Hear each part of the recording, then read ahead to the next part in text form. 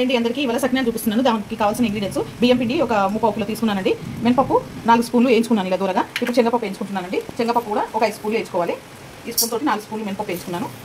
శనగపప్పు ఒక 5 స్పూన్లు వేసుకుంటున్నాను. ఇది ఇలా వేయించుకోవాలండి దూరగా. ఓకే అండి, ఇలా మిక్సీ పట్టుకున్నాను. 2 మినపప్పు శనగపప్పు ఇలా మెత్తగా మిక్సీ పట్టుకుని నేను జల్లెడ పట్టుకుంటున్నాను.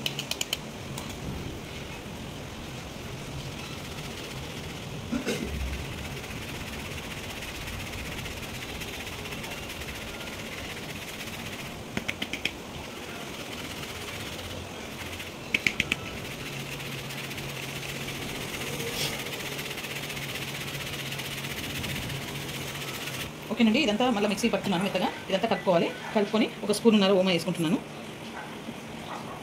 సగం చెంచా పసుపు వేసుకుంటున్నాను.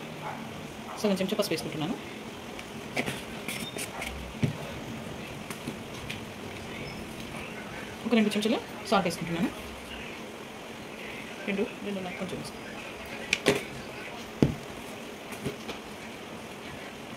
4 చెంచాలు కారం వేసుకుంటున్నాను.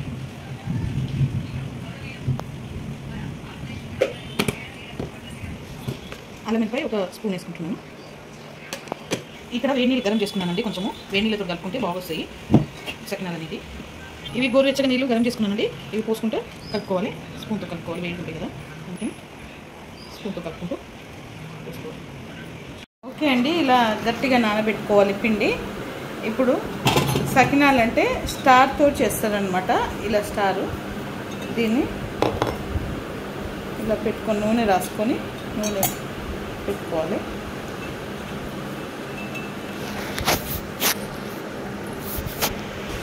ఇలా మొత్తం లోపల నూనె రాసుకోవాలండి.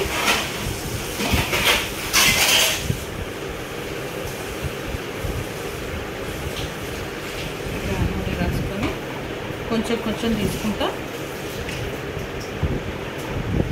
తడుపుకుంటూ చేసుకోవాలి పిండి.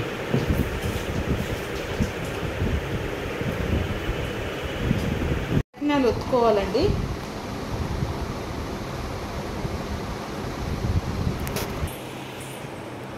నూనె కాగిందండి. ఇప్పుడు ఒక్కొక్కటి వేసేసుకోవాలి నూనెలా.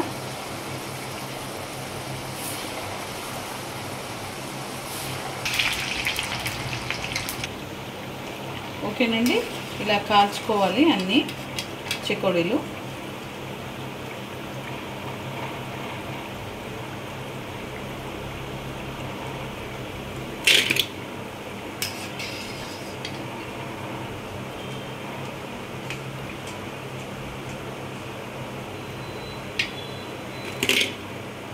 ఇలా అన్నీ కాల్చుకోవాలి. ఇంకో వాయిల్ని వేస్తున్నాను.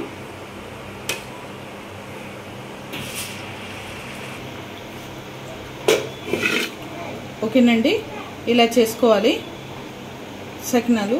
ఈ వీడియో కనుక నచ్చితే లైక్ చేయండి, షేర్ చేయండి, కామెంట్ చేయండి, సబ్స్క్రైబ్ చేయండి. చాలా బాగుంటుంది. మీరు కూడా ట్రై చేయండి పండుగలప్పుడు. నేను స్నాక్స్ కోసం ఇలా చేశాను.